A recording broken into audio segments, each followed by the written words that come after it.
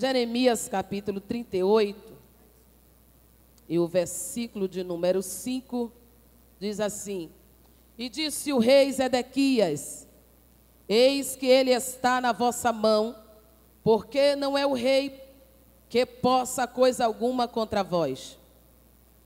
Então tomaram a Jeremias e o lançaram no calabouço de Malquias, filho do rei, que estava no átrio da guarda, e desceram a Jeremias com cordas, mas no calabouço não havia água senão lama, e atolou-se Jeremias na lama. Versículo 10. Então deu ordem o rei a Ebed-Meleque, o etíope, dizendo: Toma contigo daqui 30 homens e tira Jeremias, o profeta, do calabouço antes que morra. Versículo 12.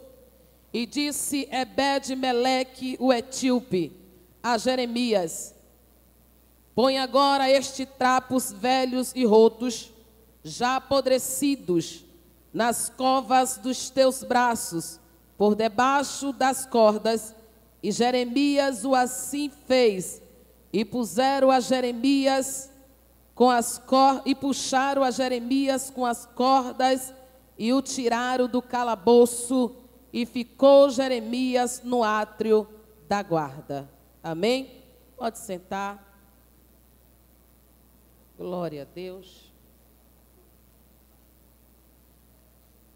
Irmãos, haja vista que nós estamos em pleno século 21, aonde coisas horrendas estão acontecendo.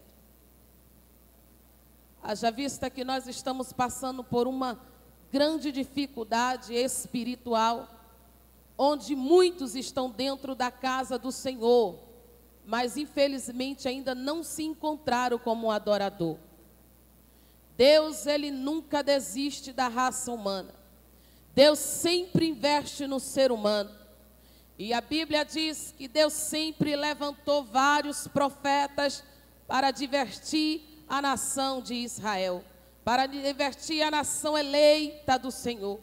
Deus levanta Isaías, que passa por 4 reinados em Judá, e adverte os reis que sentaram no trono de Judá, para advertir sobre o que iria acontecer, para que não fizesse aliança com deuses pagãos, para que não fizesse alianças com a Síria, com o Egito. Mas a Bíblia diz que sempre que Deus falava, parecia que entrava em um ouvido e saía no outro. Deus levanta Oséias, Deus levanta vários profetas, porém, quando nós nos deparamos a história de Jeremias, a gente observa que Deus levanta Jeremias, e Jeremias está posicionado como o último profeta antes da invasão babilônica.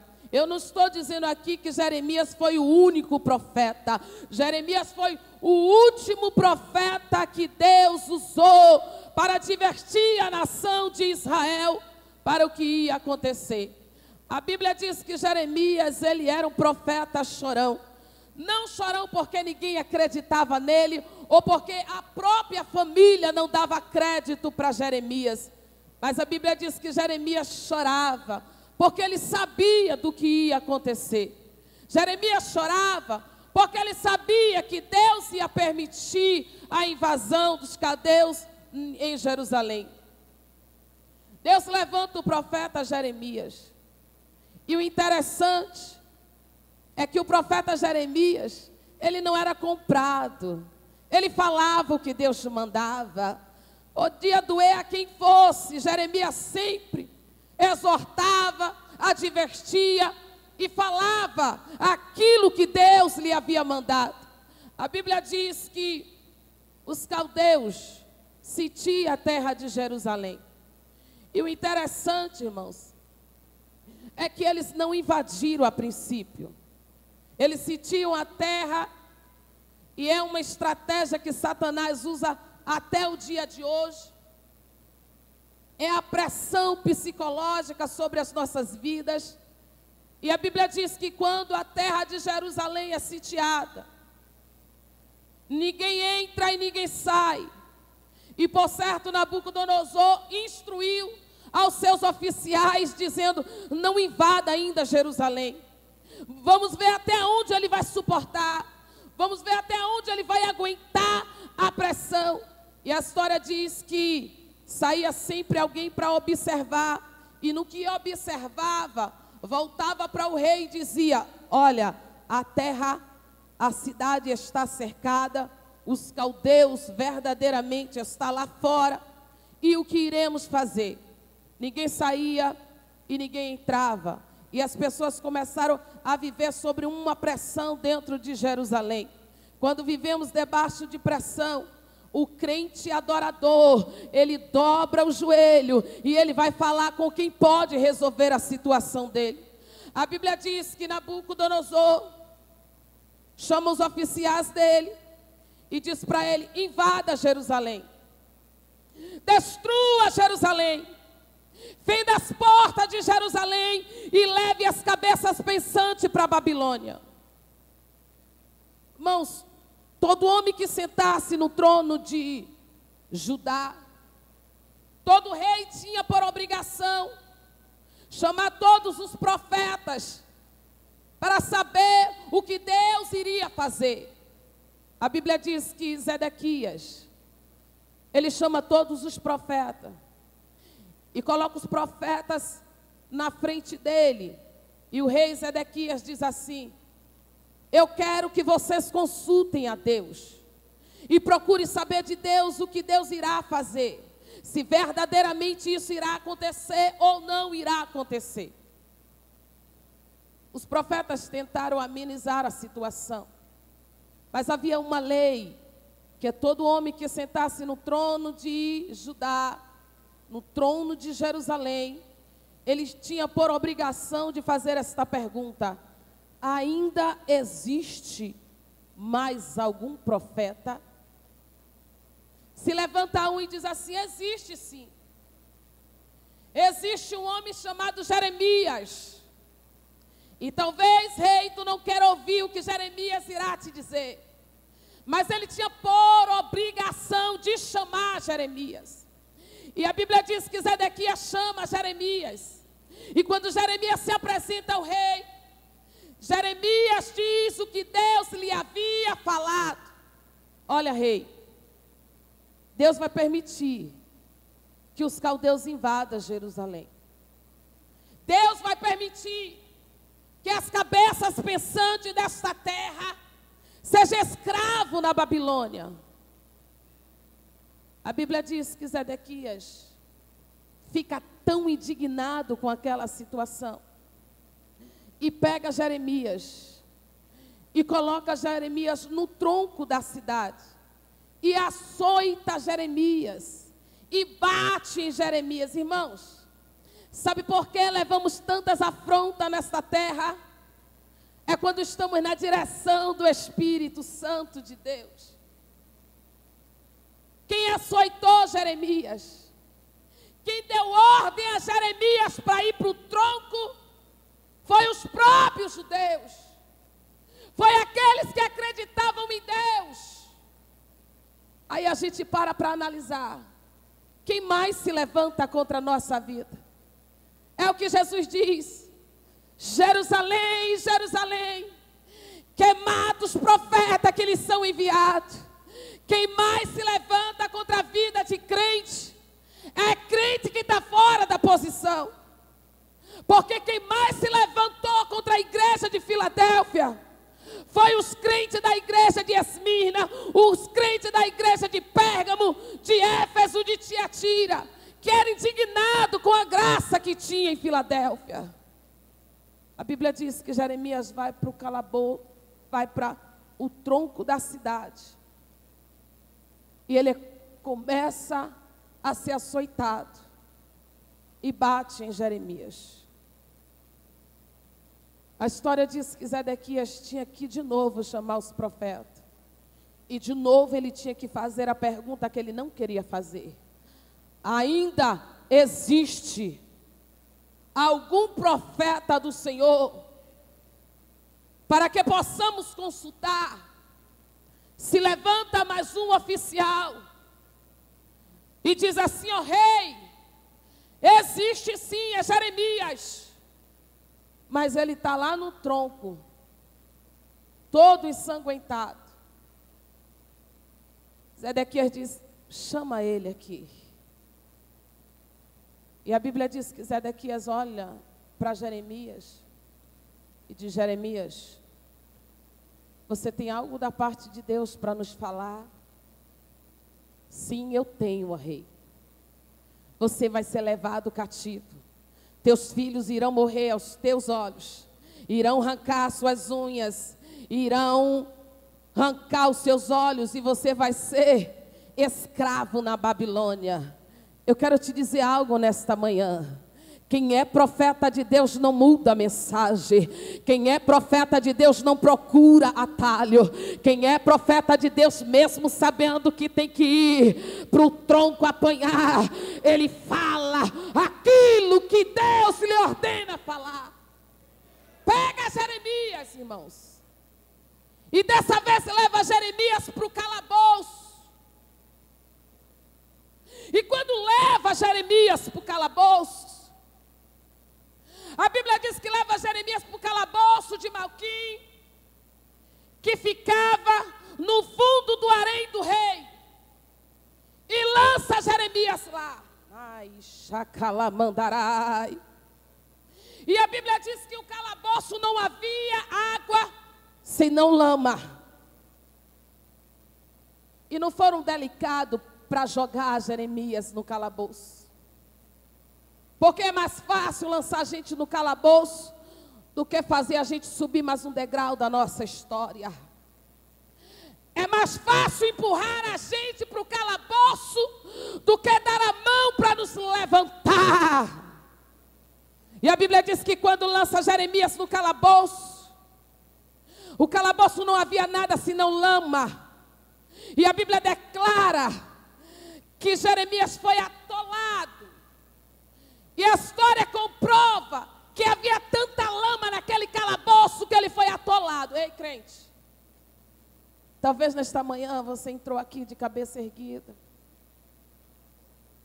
mas só você e Deus sabe o calabouço que você está enfrentando, o problema que você está passando, a angústia que você está trilhando. Mas eu quero te dizer uma coisa: enquanto você estiver no calabouço clamando, Deus sempre irá te ouvir e irá levantar alguém para te arrancar desta situação.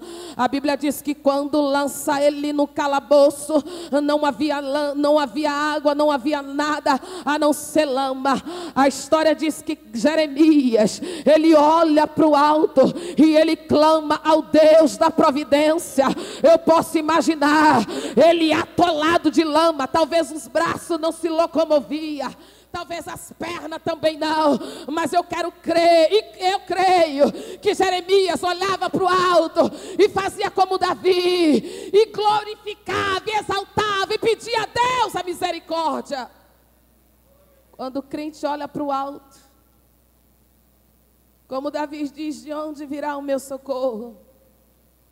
E nesse mesmo Salmos ele diz: o meu socorro vem do Senhor, que fez os céus e a terra. Quando nós temos esta convicção, o calabouço pode até demorar, mas a providência do Senhor vem. Quando temos esta convicção, ei crente, não havia ninguém naquele calabouço, não havia ninguém no calabouço com Jeremias. Não havia papai, não havia mamãe, não havia esposa, não havia esposo, não havia pastor, não havia ninguém, porque tem calabouço que o Senhor nos permite entrar, que é somente eu e Deus. É calabouço de intimidade, é calabouço de compromisso, é calabouço de obediência a Deus. Só sai do calabouço exaltado quando vive debaixo da direção e da obediência do Espírito de Deus. A Bíblia diz que Jeremias clamava, gritava e chorava diante de Deus. Ele não se lamentava, irmãos, como muitos de nós fazemos. Deus, por que isso? Ah, Deus, até quando isso? Mas Jeremias chorava pelo que ele sabia que ia acontecer com a nação eleita. Enquanto ele clamava, a história diz, irmãos, que a voz de Jeremias entrava na janela do harém do rei. Havia o harém do rei, havia janelas, e o calabouço ficava no fundo do harém. Então aquela voz de Jeremias entrava sobre a janela, e quem estava lá era um etíope, um homem chamado Ebed-Meleque, adébito de Moloque, adorador de Moloque. E essa palavra, Ebed-Meleque, Meleque, Moloque, no nosso português quer dizer moleque. E quando nós chamamos nossos filhos ou crianças de moleque, nós estamos invocando o espírito de Moloque a se apoderar dos nossos filhos. E estava um etíope, que não tinha conhecimento e nem compromisso com Deus. Estava um etíope,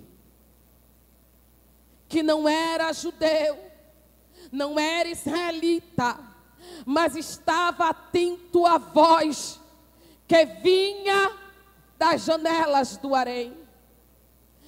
E a história diz que aquele homem chamado Ebed-Meleque, ele sai do harém, ele vai no fundo do harém para saber quem clamava. E quando ele se depara ao calabouço, ele vê Jeremias. E ele vai até o rei. E quando ele vai até o rei, ele intercede por Jeremias. O clamor de Jeremias comove o coração daquele homem. E aquele homem vai até o rei Zedequias e diz: ó rei, eu quero que você veja a situação de Jeremias, rei. Ó rei, ele está atolado de lama. Tira ele de lá antes que ele morra. Não deixa ele lá, rei. Talvez você esteja esperando uma resposta por alguém que está bem do teu lado. Às vezes temos o costume, irmãos, de achar que Deus vai mandar uma providência para a nossa vida, pelaquela pessoa que está bem próximo de nós. Mas quando Deus quer nos abençoar, Ele usa etíope, Ele usa feiticeiro, Ele usa candomblezeiro, Ele tira o sono do rei para a vitória chegar na nossa mão. Quando Deus quer nos abençoar, Ele move os céus, Ele abala as estruturas terrestres, para que a vitória venha até a nossa mão.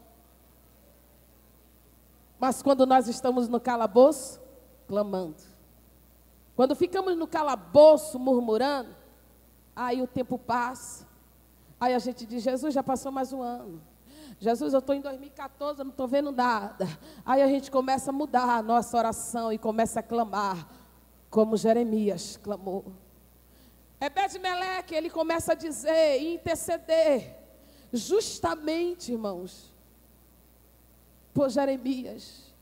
A Bíblia diz que Zedequias chega para aquele homem e diz assim: olha, pega 30 homens com você e vai lá e tira Jeremias dessa situação. Ebed-Meleque pega aqueles 30 homens e vai até o calabouço. E quando Ebed-Meleque chega no calabouço, ele pega uns trapos de pano velho. Porque quando Deus quer manifestar o poder dele, Ele confunde. E depois Ele explica porque Ele confundiu. Para que a glória não seja do homem, mas seja única, exclusiva de Deus. A Bíblia diz que Ebed-Meleque pega aqueles panos velhos, aqueles trapos velhos, e faz uma corda. E quando ele faz uma corda, ele diz assim: Jeremias, coloca essa corda debaixo dos teus ombros, Jeremias. Sabe por quê, Jeremias? Porque eu vou te tirar daí. Não faça nenhum esforço, Jeremias. Mas a Bíblia diz que até ele jogar aquela corda, ele pegou o azeite e derramou sobre aquela corda. E ele disse assim: Jeremias, eu vou encharcar esta corda de azeite, para que vá amenizando as tuas feridas. A história diz que Jeremias, olhando para cima, coloca aquelas cordas debaixo do ombro, e o azeite pingava sobre a cabeça de Jeremias. Tu está entendendo que Deus está falando com você? É nesse calabouço que Deus te enche de unção. É nesse calabouço que a corda da unção de Deus te enche. Vai derramando azeite, e o azeite vai pegando sobre o corpo de Jeremias. E ele diz: não precisa fazer esforço, Jeremias. Tu está em uma situação tão difícil, que tu já orou, que tu já consagrou, que tu já chorou, que já fez campanha, e nada está acontecendo, tudo está parado. Diz o Senhor: eu estou enviando Ebed-Meleque, não faça esforço, sou eu que vou te tirar desse calabouço, e tu vai sair daí, cheio de unção, para fazer a diferença aonde você andar. A Bíblia diz que quando tira Jeremias do calabouço, detalhe, irmãos, enquanto eu estava tirando Jeremias do calabouço, Nabucodonosor estava dando uma ordem para invadir Jerusalém. Enquanto eu estava tirando Jeremias do calabouço, Nabucodonosor estava oficializando a invasão babilônica. E a história diz que Nabucodonosor chama os oficiais de guerra e coloca sobre a frente dele, e pede para que todos eles fizessem um juramento. E a Bíblia diz que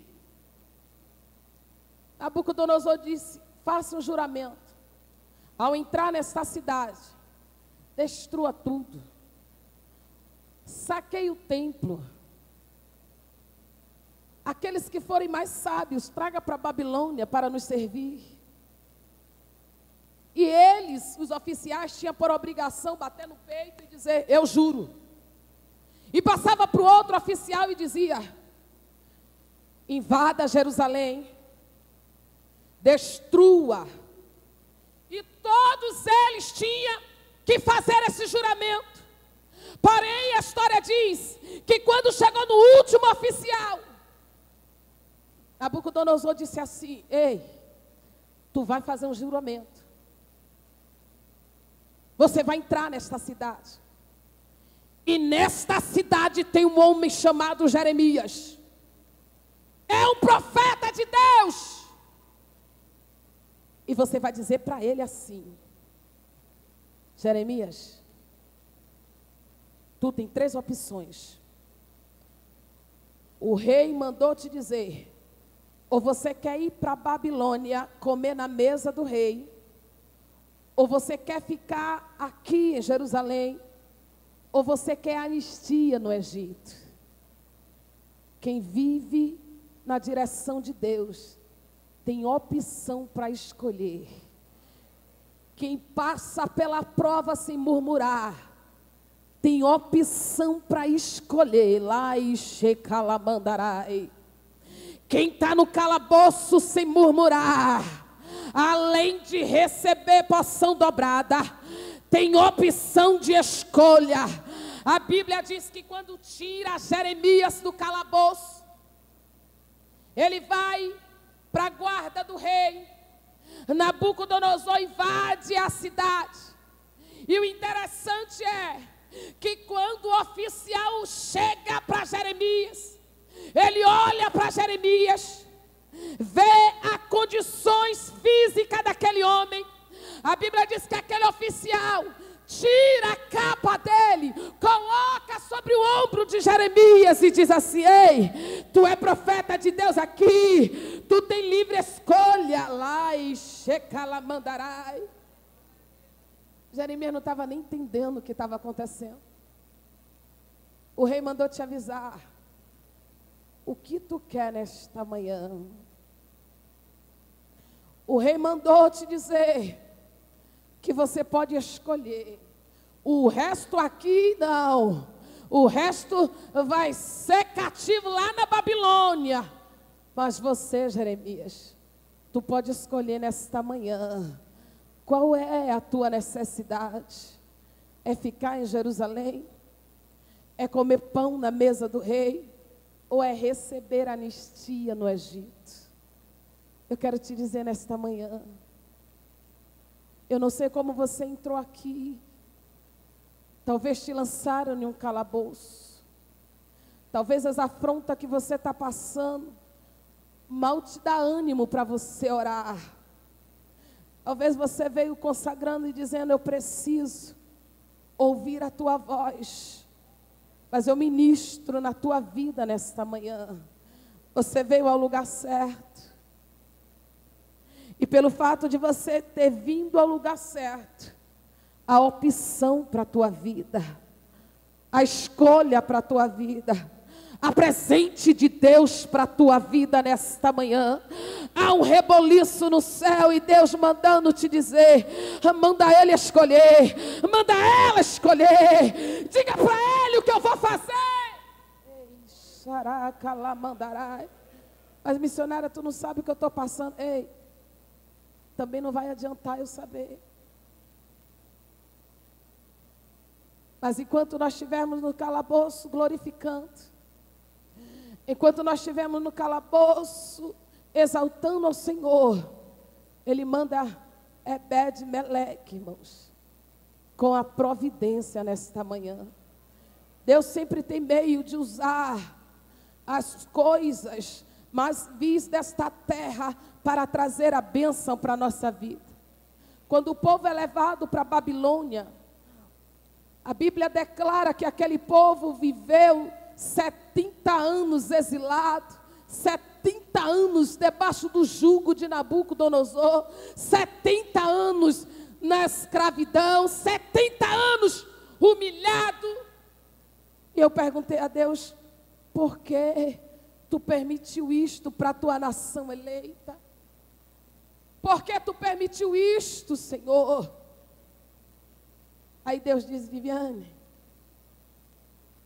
porque todos aquele que vai contra a minha lei, que inflige a minha lei, eu sou justo para castigar. Eu disse: mas Deus, 70 anos de humilhação, outra geração nasceu na Babilônia.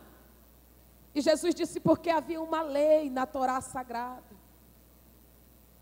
E eu ordenei para que o povo semeasse a terra só no 6º dia. Mas a ganância do povo era tão grande que o povo não deixava a terra descansar. E foi por isso que um dia eu me levantei para fazer a conta com este povo.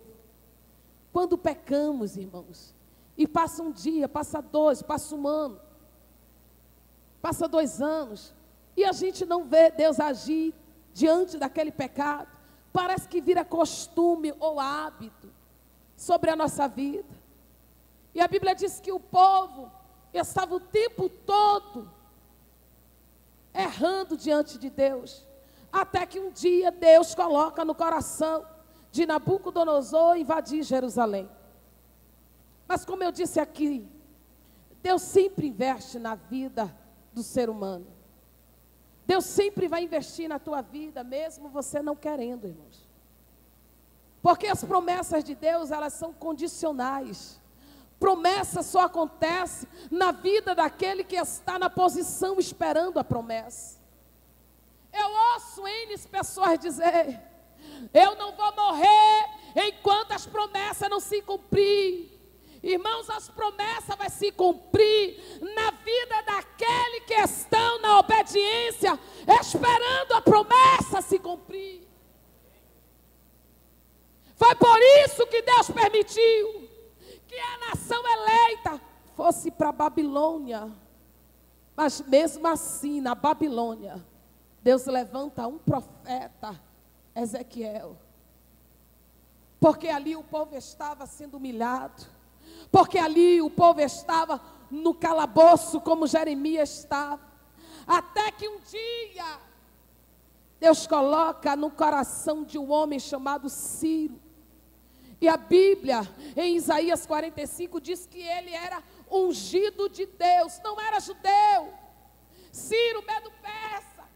Deus coloca no coração de Ciro o desejo de invadir Babilônia, uma cidade bem fortificada. Os muros da Babilônia eram intransponíveis. Mas eu quero te dizer uma coisa: mesmo a tua dificuldade ou o teu problema sendo impossível para você, há um ponto fraco para Deus agir, há um rio para Deus entrar. Ei, crente, eu estou pregando para quem está no calabouço, eu estou pregando para quem está com problema. O povo estava humilhado na Babilônia, mas Deus não desiste dele. Até que um dia, Deus toca no coração de Ciro e diz: invada a Babilônia. Invada a Babilônia. Mas como eu vou invadir Babilônia? O povo está lá, trancado.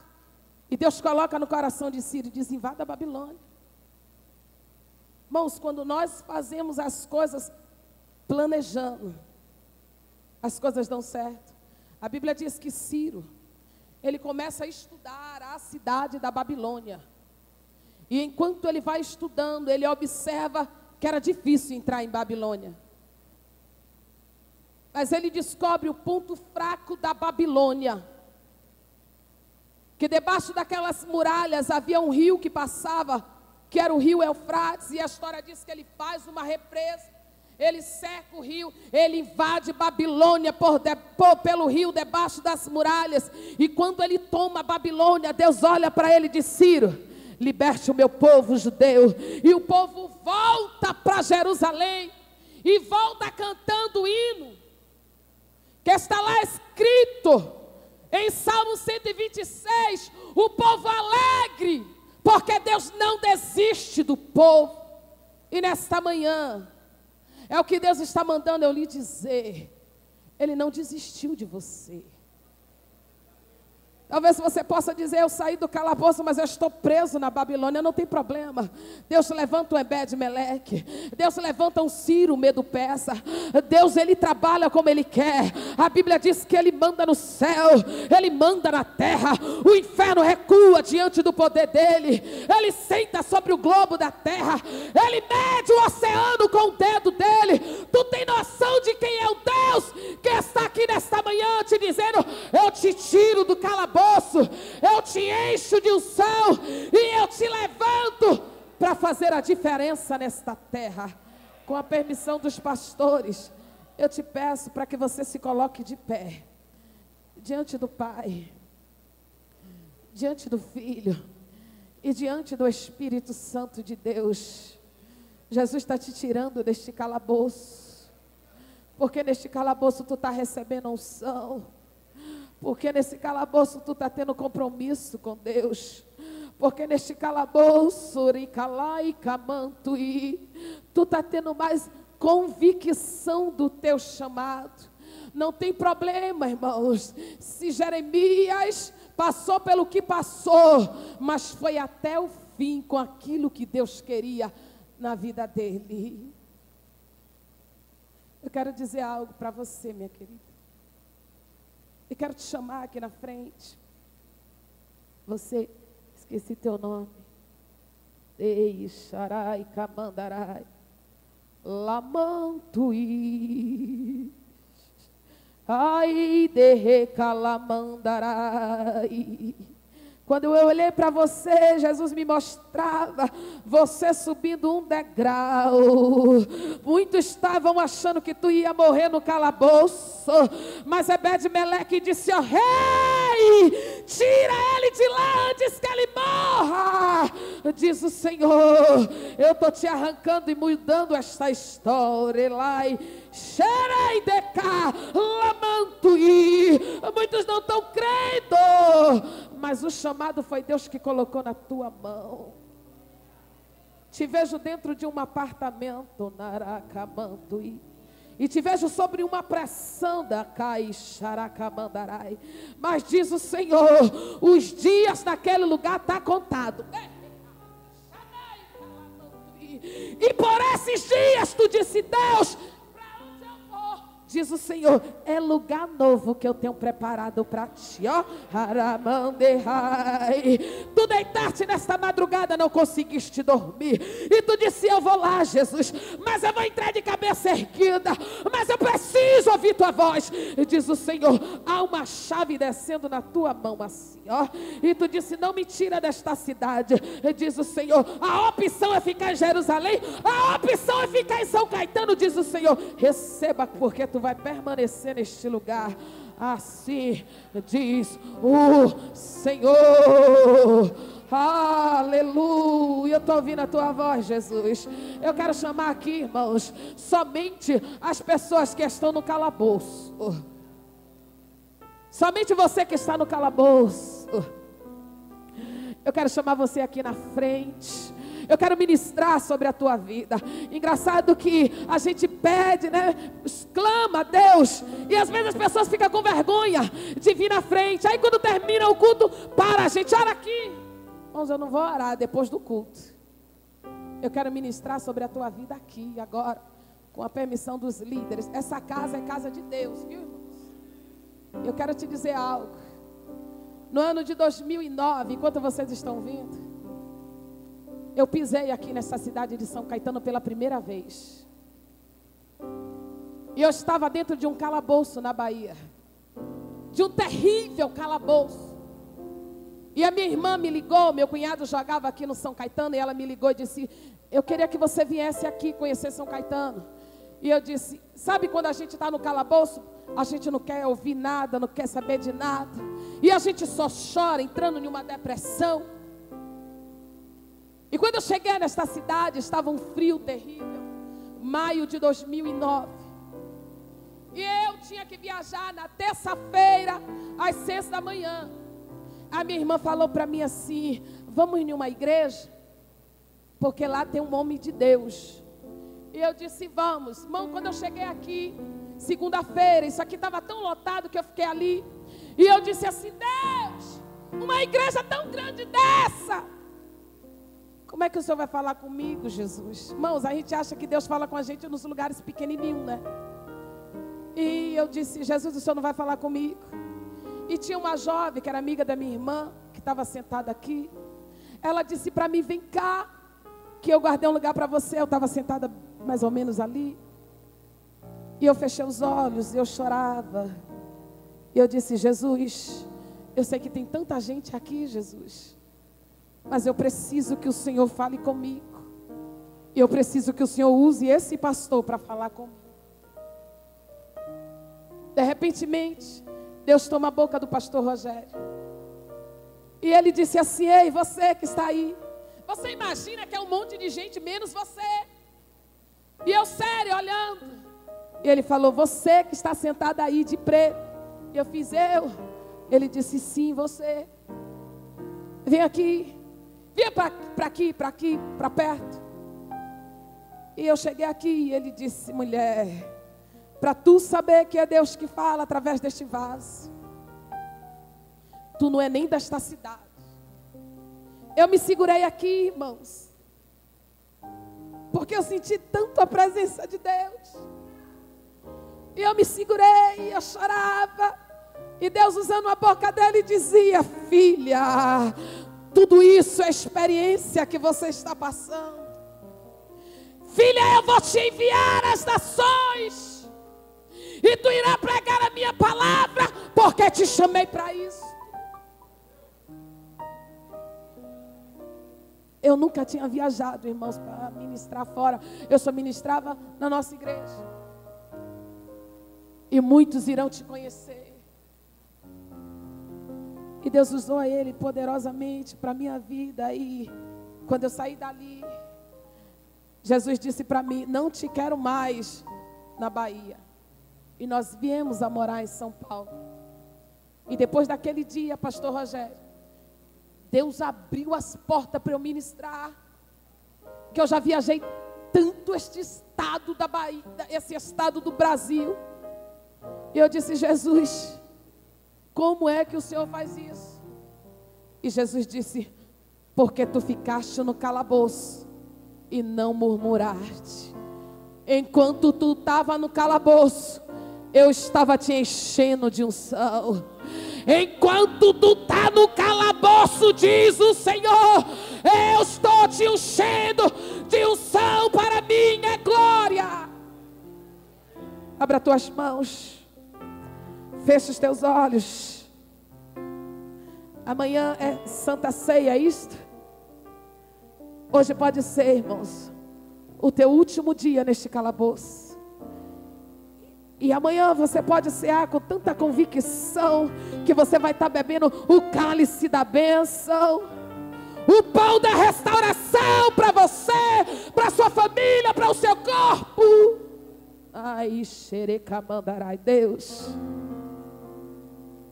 Eu te apresento os teus filhos que vieram neste lugar. Jesus, só tu sabe a situação, cada um deles. Pode estar no calabouço financeiro, pode estar no calabouço espiritual, pode estar no calabouço, oh Deus, conjugal, Senhor.